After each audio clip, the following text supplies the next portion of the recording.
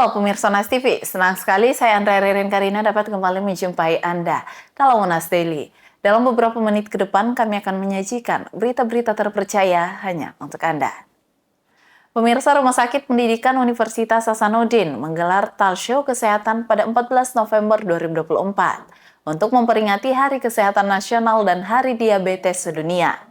Kegiatan ini menghadirkan dua topik penting, yakni mengenai diabetes dan obesitas. Tak hanya itu, kegiatan ini juga diisi dengan pemeriksaan kesehatan. Berikut liputan selengkapnya untuk Anda. Talkshow kesehatan digelar Rumah Sakit Pendidikan Universitas Hasanuddin Makassar memperingati Hari Kesehatan Nasional yang jatuh pada 12 November dan Hari Diabetes Sedunia yang jatuh pada 14 November tahun 2024. Kegiatan ini dilaksanakan di lobi Rumah Sakit Pendidikan Unhas pada 14 November 2024 yang dihadiri oleh sivitas akademika, mahasiswa, dan juga masyarakat umum. Talkshow kesehatan ini menghadirkan dua topik kesehatan. Topik pertama membahas apakah penyakit diabetes mellitus bisa sembuh yang dibawakan oleh Profesor Dr. Andi Makbul Aman, APPD KMD. Topik kedua yaitu diet seimbang untuk penderita diabetes dan obesitas yang dibawakan oleh Dr. Andi Yasmin Syauki, MSc, SPGK Konsultan. Direktur Utama Rumah Sakit Pendidikan Universitas Hasanuddin, Profesor Dr. Andi Muhammad Ihsan SPBM Konsultan PhD, menyebut jika kegiatan dan pemilihan topik pembahasan sudah tepat terutama terkait diabetes, karena berdasarkan survei, 1 dari 11 orang dewasa terjangkit penyakit ini. Jadi segenap sivitas hospitalia Rumah Sakit Unhas ya, ini dalam rangka peringatan Hari Kesehatan Nasional tanggal 12 November 2000 dan juga Hari Diabetes Internasional 14 November ya. Nah ini kita di Rumah Sakit Unhas melaksanakan suatu kegiatan sharing ilmu dari para narasumber kami, dokter-dokter spesialis di Rumah Sakit Unhas. Nah tentunya ini karena misi Rumah Sakit Unhas ya, di samping untuk kuratif, penyembuhan, ini juga ada preventif dan promotif ya. Jadi orang yang kita harapkan yang sehat tetap sehat, tidak masuk ke menderita suatu penyakit ya. Nah, ini saya kira sangat tepat karena diabetes itu angka kejadian diabetes itu sangat besar ya. Jadi 1 dari 11 orang dewasa itu ada yang menderita diabetes, sehingga ini sangat tepat memberikan penyuluhan kesehatan agar ini bisa dicegah ya. Bagaimana pencegahan diabetes, dan kalau sudah menderita bagaimana dikendalikan supaya tidak terjadi komplikasi-komplikasi yang lebih lanjut ya. Selain talkshow kesehatan, kegiatan ini juga diisi dengan konsultasi dan screening kesehatan yang terdiri dari pemeriksaan kesehatan berupa tekanan darah, GDS, asam urat, dan kolesterol. Juga ada screening kaki, diabetes screening obesitas, serta konsultasi gizi dan diet seimbang untuk penderita diabetes mellitus dan obesitas. Zara Sabita Suceng, Muhammad Syaiful, Unhas TV. Pemirsa, kepercayaan masyarakat terhadap institusi politik kini terlihat semakin menipis. Bagaimana akademisi dan mahasiswa melihat hal itu? Simak liputan berikut ini. Institusi politik merupakan lembaga-lembaga yang bertanggung jawab dalam mengatur fungsi masyarakat. Dewasa ini, suara ketidakpercayaan terhadap institusi politik semakin kencang.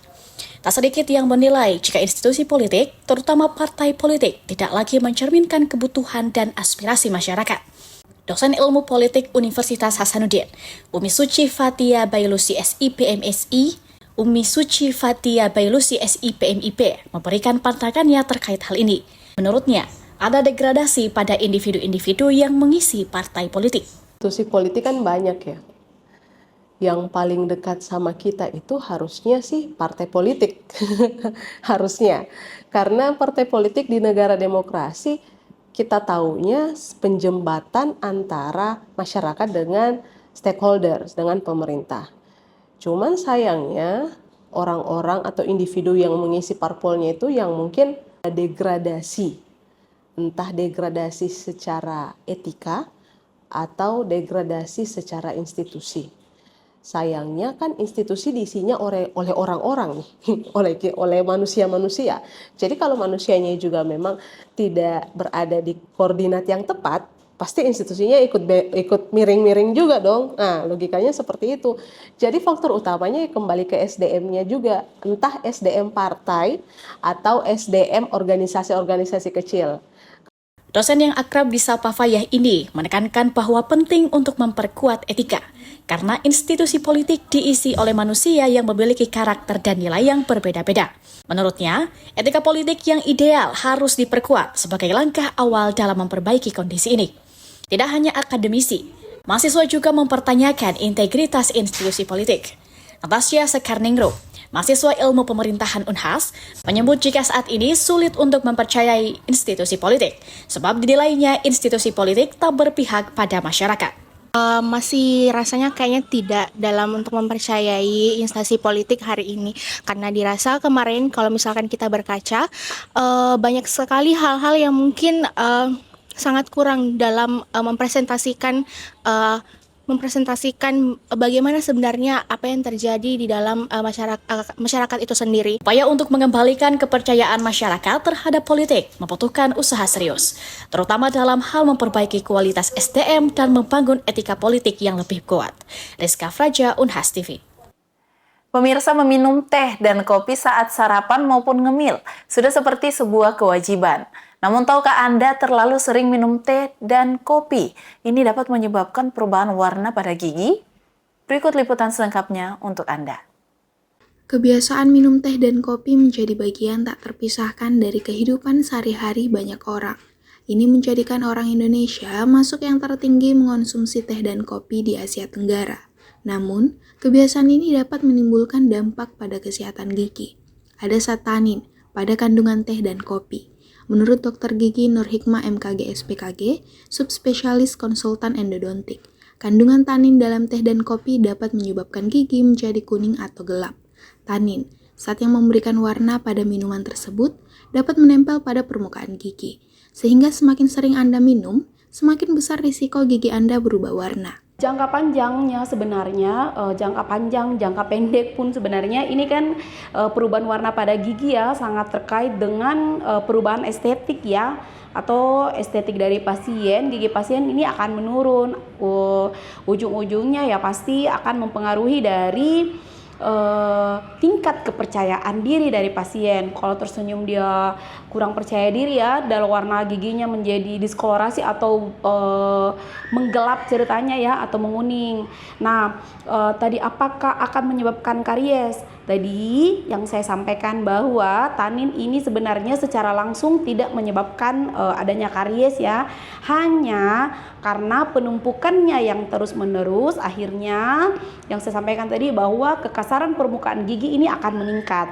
Kekasaran permukaan gigi meningkat, maka plak akan mudah menempel. Menempelnya plak lama-kelamaan akhirnya menyebabkan terjadinya kerusakan pada gigi. Salah satunya adalah terjadi karies pada gigi, atau masyarakat umum menyebutnya lubang gigi ya, gitu. Spesialis konservasi gigi yang akrab disapa Dr. Ime ini menambahkan, tanin tidak hanya menyebabkan perubahan warna gigi, tetapi juga dapat meningkatkan kekasaran permukaan gigi. Hal ini membuat plak lebih mudah menempel, sehingga meningkatkan risiko terjadinya karies atau gigi berlubang. Meski begitu, tingkat keasaman dalam teh dan kopi ternyata tidak secara langsung menyebabkan kerusakan gigi, karena waktu paparan yang singkat dalam mulut. Dr. Ime mengimbau agar penikmat teh dan kopi tetap waspada.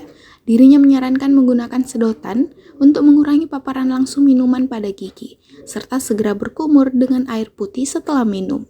Tentunya, menjaga kesehatan gigi dengan menyikat gigi 2 kali sehari dan melakukan flossing untuk membersihkan sisa-sisa makanan di celah gigi. Feni Septiani Samuel, Unhas TV.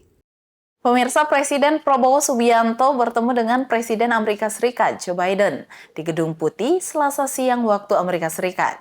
Isu stabilitas di Asia Tenggara dan Gaza jadi topik yang dibahas. Selengkapnya bersama jurnalis VOA berikut ini. Ya, keduanya bertemu di Oval Office dan melakukan pembicaraan empat mata. Ketika menyambut kedatangan Prabowo Subianto ke Gedung Putih, Presiden AS Joe Biden menyatakan ingin membahas isu stabilitas di Laut Cina Selatan dan juga Gaza. We'll discuss also global challenges, including the Gaza and the South China Sea. So, Mr. President, Presiden Joe Biden juga membahas masalah perubahan iklim, yakni terkait isu ketahanan pangan dan juga transisi energi. Sementara Presiden Prabowo Subianto menekankan pentingnya hubungan kedua negara yang saat ini mencapai usia 75 tahun. United States supported us in our struggle for independence and helped us many times in our time of need. Therefore, I will work very hard to strengthen Indonesian-United States relationship, and I would like to work towards this end, that we have a strong cooperation. Sementara juru bicara Gedung Putih menyebut pertemuan antara Presiden Prabowo Subianto dan Presiden Joe Biden merupakan pertemuan yang sangat penting mengingat Indonesia dan Amerika sama-sama negara demokrasi terbesar nomor 2 dan nomor 3 di dunia yang memegang teguh nilai-nilai yang sama. Amerika Serikat adalah negara kedua yang dikunjungi oleh Presiden Prabowo Subianto setelah sebelumnya melawat ke Tiongkok. Pertemuan antara Presiden Prabowo dan Presiden Joe Biden merupakan hal yang ditunggu-tunggu oleh sejumlah pengamat di Amerika Serikat dan negara-negara barat yang ingin mengetahui apakah Indonesia di bawah Presiden Prabowo akan condong ke Tiongkok atau Amerika Serikat. Dan setelah kunjungan dari Amerika Serikat, Presiden Prabowo Subianto akan bertolak ke Peru untuk KTT APEC dan selanjutnya Brazil untuk KTT G20. Dari Gedung Putih di Washington DC, Riut Wasikal dan Valdia Baraputri, VOA. Baik pemirsa, berita tadi sekaligus menutup perjumpaan kita hari ini. Jangan lupa untuk terus saksikan Monas Daily hanya di Monas TV. Saya Andrea Ririn Karino, wakili kru yang bertugas. Pamit undur diri dan sampai jumpa.